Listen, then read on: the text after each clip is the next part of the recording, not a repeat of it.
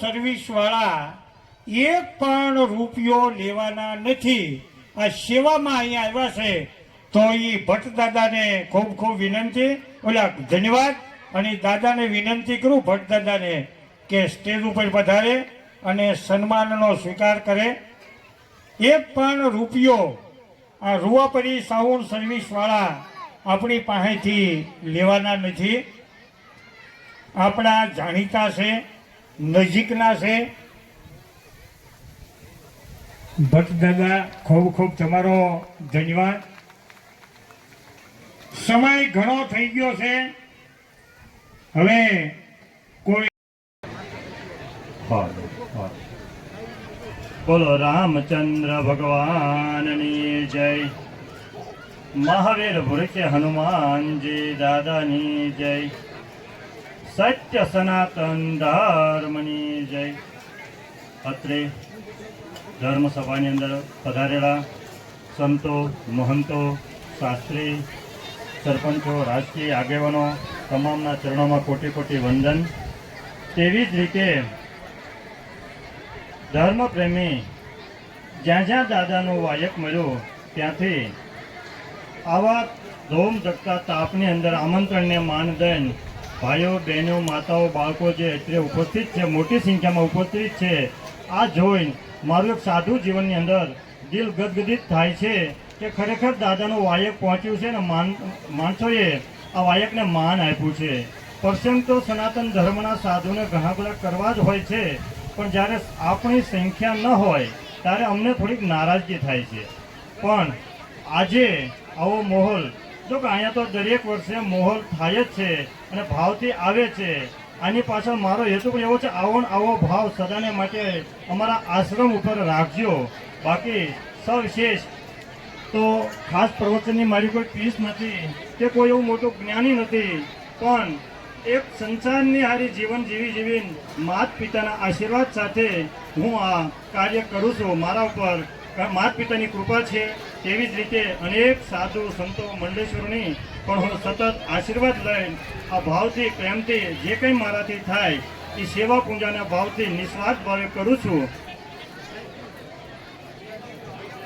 આજ રોજ ચૈત્રી પૂનમની અંદર ધર્મસભા ની અંદર જે કંઈ સન્માનિત કાર્ય કર્યા છે, ભાઈ આ તો આશ્રમ છે, એટલા સન્માનથી આશ્રમ હાલતો ન હોય. કદાચ મારા ખ્યાલ બહાર નાના મોટા ઘણા બધા સન્માનો હજી રહી પણ ગયા છે, મને પણ ખ્યાલ છે.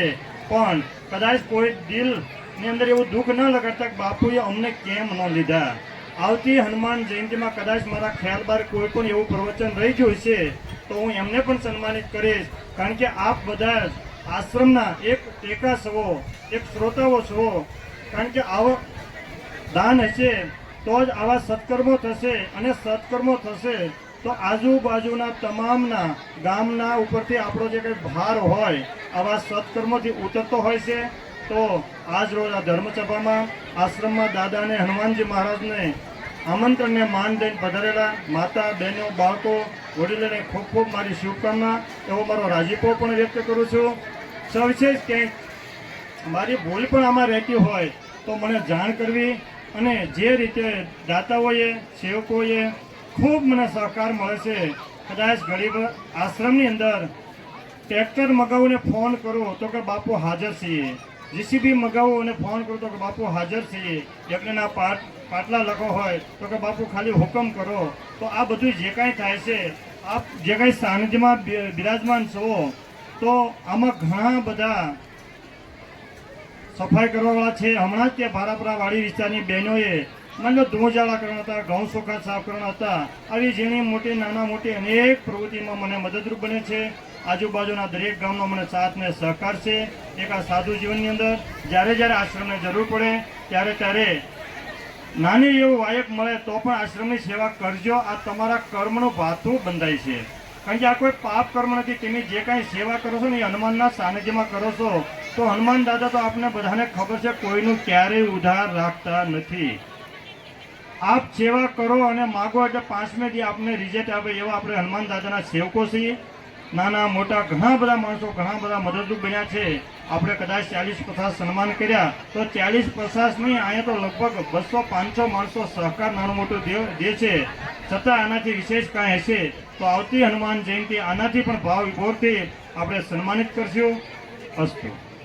નથી મફતમાં મળતા સંતોને સંતપણા રે, એના મૂળ ચૂકવવા પડતા. આ સંતો થઈ ગયા ને એ અમથા નથી જેવા. ફૂલના હાર પહેરાવ્યા બધાને, પણ તૈયારીમાં રહેવાનું ખાહડાનો હાર પણ પહેરવા માંડે. 400 વર્ષ પહેલાનો દાખલો અમરેલીનો સંત મૂળદાસ. અમરેલીની બજારમાં જો સંત મૂળદાસ નીકળ્યા હોય તો બેનું પોતાના વાળ છૂટા મેલી દે અને એની ઉપરથી એને હકવે. આટલું માન અમરેલીની અંદર. હમણાંનો દાખલો ઈના એ સંત મૂળદાસને અમરેલીની બજારમાં ખાહડાનો હાર પહેરાવી કઢાયા હતા. કઈ જરા ખાહડાનો હાર પહેરાવ્યો તો સંતો એ સહન કરી શકે. ફૂલની માળા પણ સહન કરી શકે, અને આંકડાની માળા પણ સહન કરી શકે, અને ખાહડાનો હાર પણ સહન કરી શકે. આપણે નો સહન કરી શકીએ. એકવાર સ્ટેજમાંથી બેહાર્યા પછી જો હેઠે બેહવાનો વારો આવ્યો, કેમ હેઠો બેહાર્યો, તરત રી કરીને આવતા બંધ થઈ જાય. તો આ સંતો છે. સંતોને ખૂબ સહન કરવું પડ્યું હોય. સંત મૂળદાસનો દાખલો એટલા માટે આપ્યો છે કે હાર પણ પહેરાવે ને ખાહડાનો હાર પણ પહેરાવે. નાની એવી ભૂલમાં મૂળદાસની નાની એવી ભૂલ કાંઈ નહોતી. સમાજની ભૂલે એને ખાહડાનો હાર પહેરવો પડ્યો.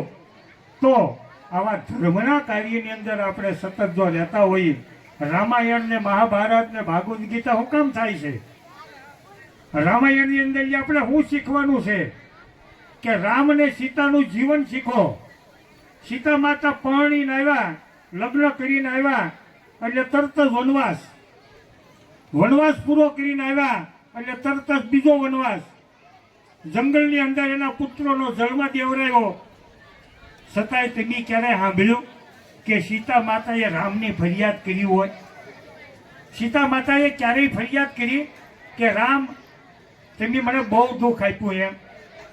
આપણે એટલું દુઃખ દઈ દઈજો. આપણે એનાથી અડધું દુઃખ દેજો. ક્યારે ઘરમાં નહીં ગળવા દો.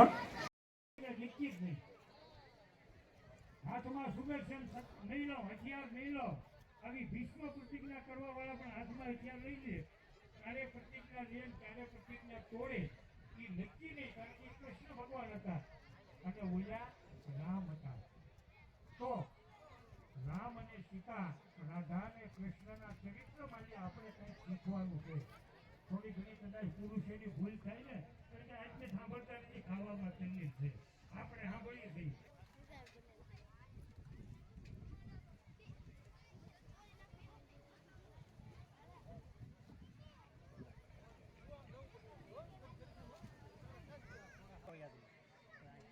કબૂતરને ગાંઠિયા,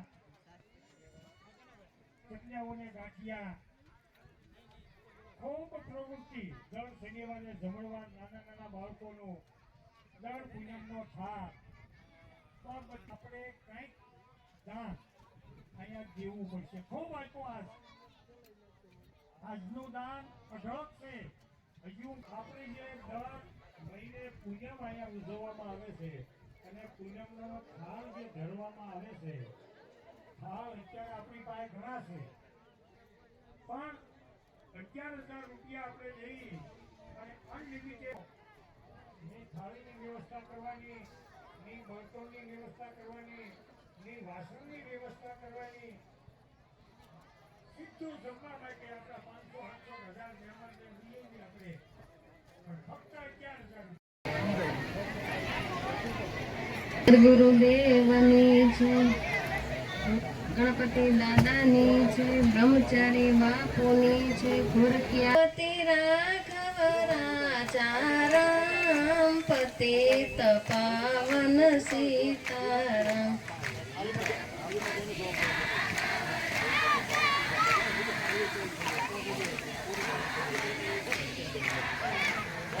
સીતારામ જય સીતારામ, પતિત પાવન સીતારામ.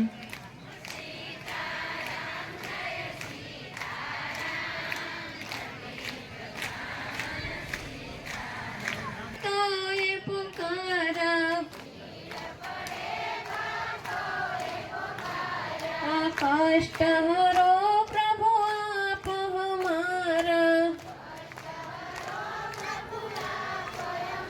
કા દશરથ ઘેરે પ્રગટ્યા રામ પતિત પાવન સીતારામ